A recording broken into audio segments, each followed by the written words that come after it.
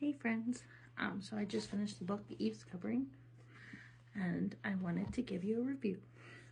A couple warnings. It is entirely religion based as far as the structure, the character's thinking, which she gives you in the synopsis, because her family is in a cult and she is trying to get out of it. There's also death, there is potential sex trafficking, there is abuse, and those things you just want to be aware of before you go into it. Elsie does a good job of how she presents those things so they're not as emotionally taxing as I think I've seen in other books. But be mindful. This book is not a spice book at all. Just feel like that also needs to be put out there. It is based on what has actually happened in Elsie's life, but with a fictional twist to it. I really enjoyed it.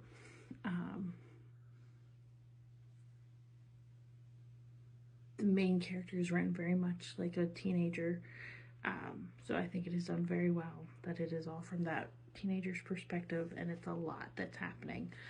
If you don't like books that are doing stuff right at the gate, then you don't want to read this book. This book starts right out the gate with stuff and has you roped into a whole journey that you didn't realize you signed up for.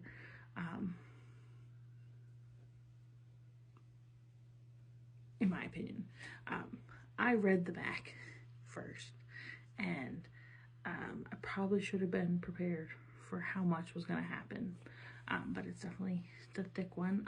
It's 551 pages.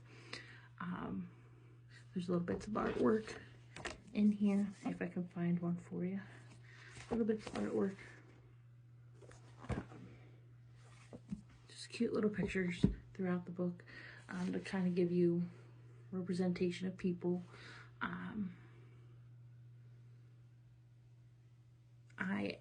I'm doing this right now. It's like 3 o'clock in the morning because I'm planning to leave this book here with my mom for her to read, because she also enjoys these kind of stories, and I would like to get her feedback on it too,